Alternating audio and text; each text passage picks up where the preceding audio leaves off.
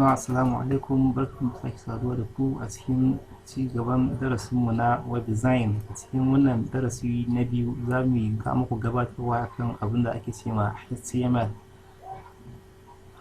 Kamar dai yadda aka sani, shi HTML takaicewa ce ta abin da ake cewa hypertext markup language, ma'ana wani yare ne wanda ake rubuta shafukan intanet da shi. Shi wannan yare wanda ake ce ma Tim Berners-Lee da abokan aikinsa su suka kirkiri wannan yare na HTML a shekara ta 1993 wato 1993 kenan, domin su samar da wata hanya mai sauki za ta ba masu mu'amala da intanet ta inda za su iya yawatawa a ko'ina cikin dubban ɗaruruwan shafukan intanet. Shi wannan HTML shine yare na farko wanda yake ba mutane dama cewa daga wannan website ɗin za ka iya tsallakawa ka tai can wurin. Misali yanzu akwai yadda za a yi daga cikin website ɗin fasahar sadarwa a ce za ka iya zuwa wani website, misali wani website wanda za ka iya zuwa wanda ake web hosting. Misali muna maganin web hosting, za mu iya rubuta website nasu a ciki wanda in ka zai kai ka can. To wannan shine ake ce ma hypertext ma'ana a haɗa text cikin text a saman intanet ta yadda daga nan wurin za ka iya zuwa can wurin, daga nan za ka iya su. Wannan shine babban abin da ya kawo ci gaba a cikin harkar intanet, ya kawo sauƙi ta hanyar cikin wuri guda za ka iya yautawa duk inda ka bukata. Shi dai HTML kamar yadda muka sani program ne mai matuƙar sauƙi, high level language ne kamar yadda muka hidi a cikin gabatarwar program namu. Shi high level language da ka san yaren mutum haka yake, magana ce kawai kamar ta mutum, bai da wani ba wasu abubuwa bane masu wahala. Kawo yanzu akwai sauye-sauye da dama da aka yi akan HTML tun daga 1993 din da muka ce har ya zuwa yanzu. Da an fara da bashin ɗaya kenan, amma aka taho ci gaba ba abubuwa yana fitowa sabbi na intanet, ana ƙara su har yanzu muka kai ga HTML version 5 ma'ana na 5 kenan. Shi wannan HTML version 5 kusan ba abin da baka yi da shi. Za ka iya rubuta shafin intanet da shi, za ka iya sa hoto da shi, za ka iya sanya audio da shi, za ka iya sa bidiyo da shi. Duk wasu abubuwa da gani a intanet a wannan version 5 za ka iya da shi. To kuma wannan version 5 shine wanda za mu amfani da shi a yanzu wurin yin darasinmu. To me yake bukata kafin ka rubuta HTML? HTML kamar da muka yi abu ne mai sauƙi, baya da wahala.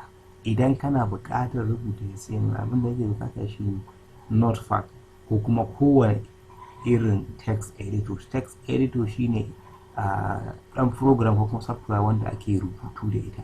Kowanne gare ka za ka iya rubuta Notepad da shi.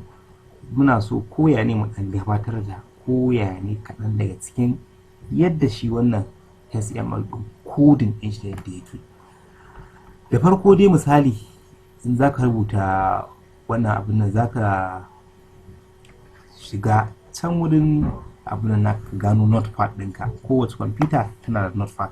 In ka gano Notepad ɗinka za ka buɗe shi. To me kake bukata? Ga haka Notepad.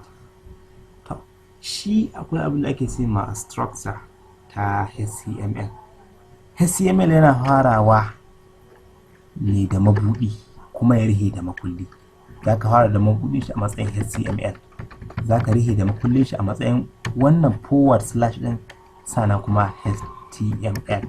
Wannan shine makulli da mabuɗi na HTML. Duk HTML ɗin da za ka rubuta dole ne ya zanto yana da makulli da mabuɗi na shi HTML ɗin. Baya ga haka akwai kuma abin da ake ce mai head. Shi wannan head yana ɗauke da duk wasu abubuwa waɗanda za su iya zuwa a saman website ko kuma saman browser ɗinka. Shi ne ake yi da head. Shi kamar da na gaya maku, shi wannan kamar wani yare ne na mutum. Dama head wanda aka ce mai head ya san ana ne kai kenan. Head shi ma za ka buɗe shi mabuɗin shi, kuma za ka kulle shi da makullin shi. Wannan shi ne ake duk kusan abubuwan da ke cikin HTML haka suke. su wayannan abubuwa su ne ake cewa tag. Opening tag, wannan kuma closing tag, ma'ana tag na budewa da kuma tag na rihewa. Duk wani abu da zaka rubuta nan tsakiyar opening da kuma closing tag zaka yi shi. Baya ga head, akwai abin da muke cewa title. Shi kuma title kamar yadda muka sani ai yana nufin suna, ma'ana sunan website ɗinka. Zaka buɗe opening tag da kuma closing tag na title, sana sai ka rubuta sunan website ɗinka. Misali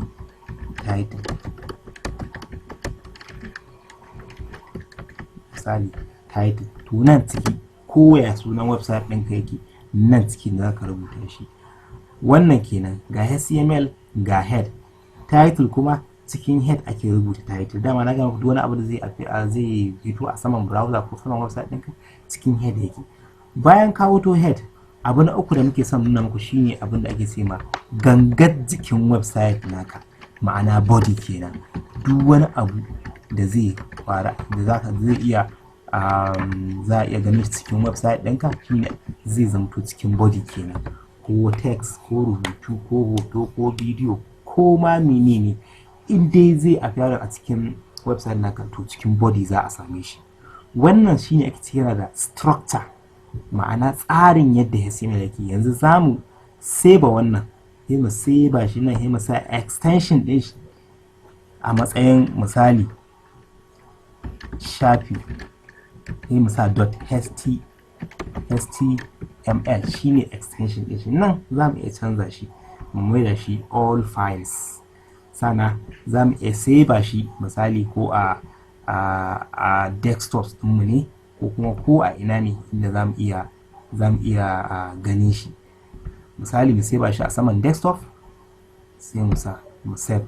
Zamu je can saman desktop mu je mu nemo shi, misali ga yana an sa shafi, saboda ka ce .html shi kanshi ya san wani irin abin da kai creating, ya san cewa abin da kai na internet ne, shi yasa mai hoton browser, shi yasa ya sanya mai hoton browser.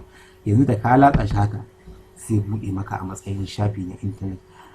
Amma kasancewar cewa kamar structure ce kawai muka yi tashi, ba ni kamar misali wani rubutu ba wani da aka sanya ciki, to ko da ka buɗe wannan ba abin da nuna maka sai hili kawai, ba abin da nuna maka sai hili kawai. Wannan hili saboda ne ba abin da muka rubuta cikin shi wannan website kenan. A cikin darasinmu na gaba insha Allah za mu kawo muku ta yadda ake rubuta sauran abubuwa da kuma menene kake bukata ka sanya cikin head, title da kuma body. Insha Allah ku kasance da shafin sadarwa domin samun darussa waɗanda masu aminci waɗanda za ku fahimta da ake yi. Ku kasance da mu.